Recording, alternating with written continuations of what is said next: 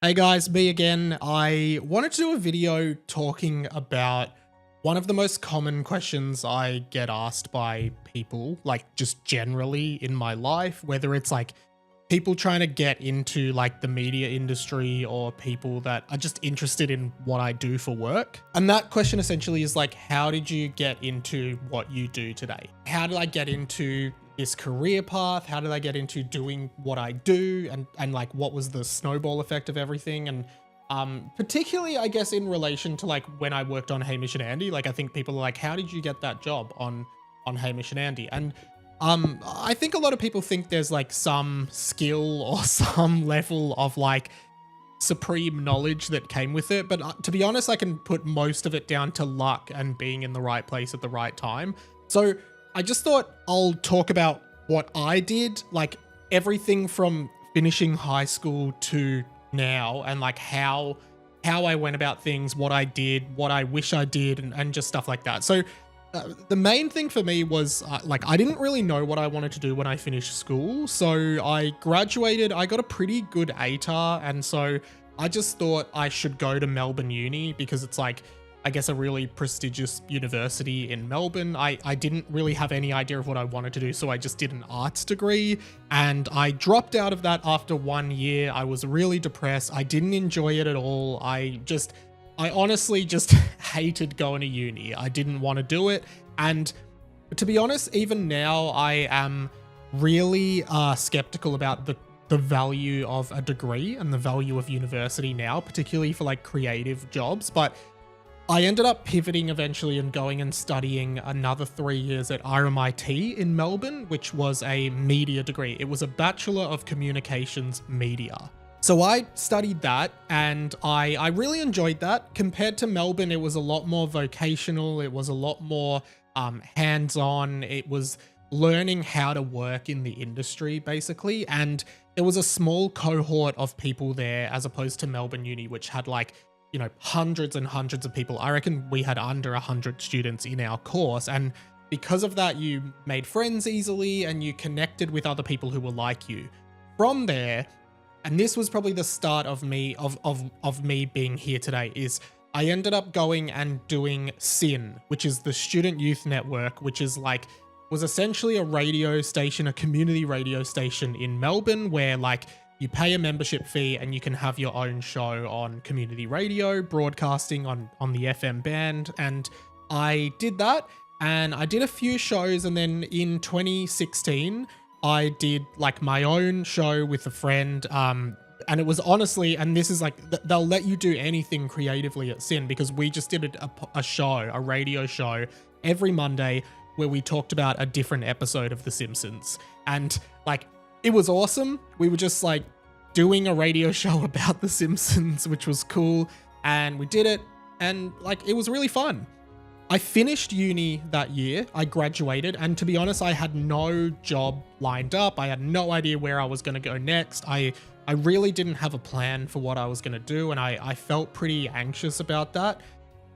Thankfully, and this is where I say a lot of it's just luck and networking and connection, one of my friends from uni, their mum was Dee Dee Dunleavy, who's a really well-known radio broadcaster from Melbourne, has like many years of radio experience under her belt, and was able to connect with her.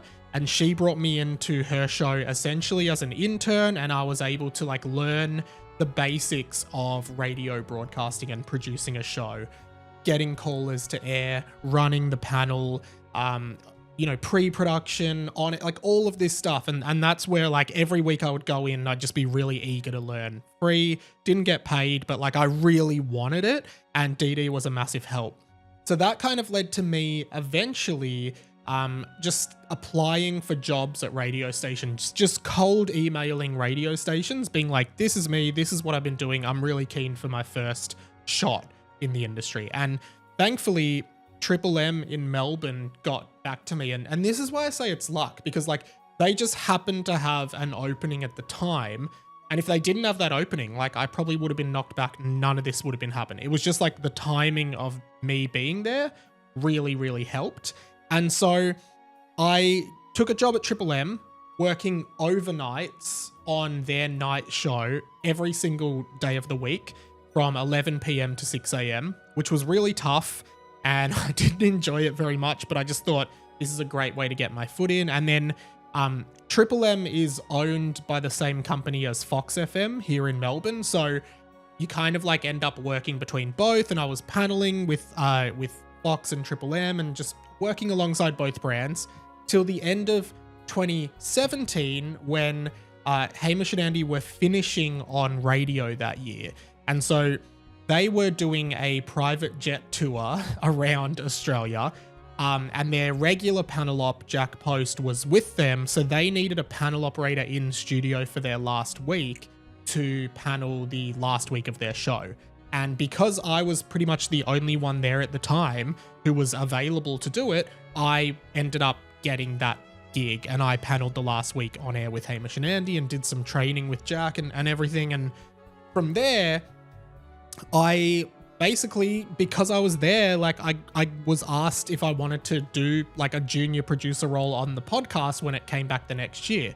So that's how I got onto the Hamish and Andy podcast. At the same time, Sam, the executive producer of Hamish and Andy, was also working with Will Anderson on his podcast, Willosophy, and they were looking for a producer.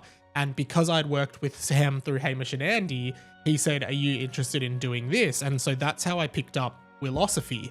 So basically, I think I was one of the first like full-time podcast producers in Australia, or at least Melbourne. And I was just working across those two shows, and that just like over time, it just started snowballing and expanding, and I took on more things and different things, and things came and went.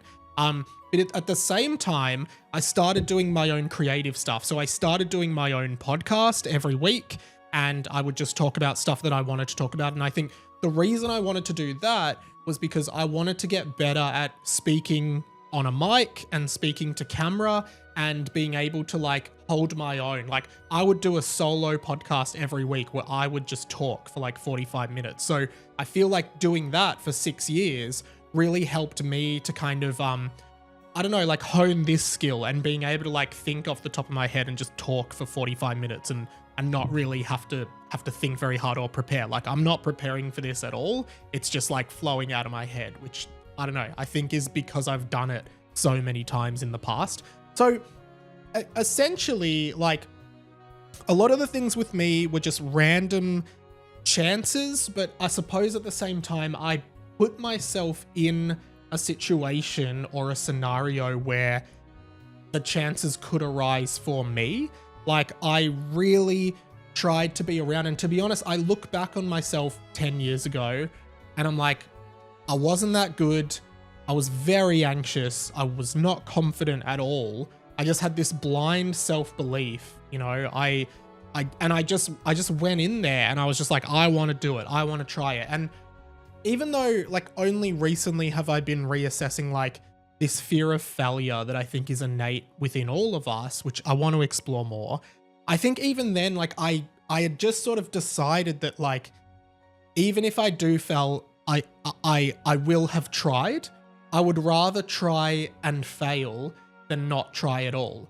And that actually kind of reminds me of one of my favorite quotes from Jim Carrey, who was speaking at like a graduation ceremony at an American college, and he says that his father could have been an amazing comedian, but decided to take the conservative choice and go and be an accountant. And then he was fired from his accountancy job, or he was made redundant, and then the family had no income. And so Jim Carrey said, like, the number one lesson I learned from my father was you can fail at what you don't want, so you might as well fail at what you do want, which I think is like really profound. Like, why not try, especially in your kind of early career, and especially like when you've just finished uni and you're just getting into it and you have no dependents and you just have like the luxury of time, I guess, in that sense. Why not just try and do what you want? Like now I'm like working on my own media business. I'm doing creative work. I'm doing like corporate work. I'm making my own content. I'm doing all of this stuff. And I think it was because I dared to dream 10 years ago. Like I dared to like give it a shot, even though I was really scared. I just went and did it anyway. And I feel really lucky and grateful that I am where I am, but also, but I do, like, I put a lot of it down to luck. But at the same time, like, I didn't have to go and work on DD's radio show every week. Like, I didn't have to do that. I just knew that was the right thing to do for me to skill up and learn more and become better at what I wanted to do. So that's pretty much the story of how I got here and why I'm doing what I'm doing now, and my kind of trajectory from high school to university to like early work to now, like the next phase of what my career is. And I think the other thing to keep in mind is, like, sometimes it's easy to think that everyone knows exactly what they're doing, but like, I don't know what I'm doing. I'm making it all up as I go, and I'm doing my best, and that's okay. So like, don't think that everyone else has it worked out. I definitely don't. But yeah, that's pretty much it. I'm happy to answer any questions if people want to ask them. And yeah, I'll chat to you guys soon. See you later.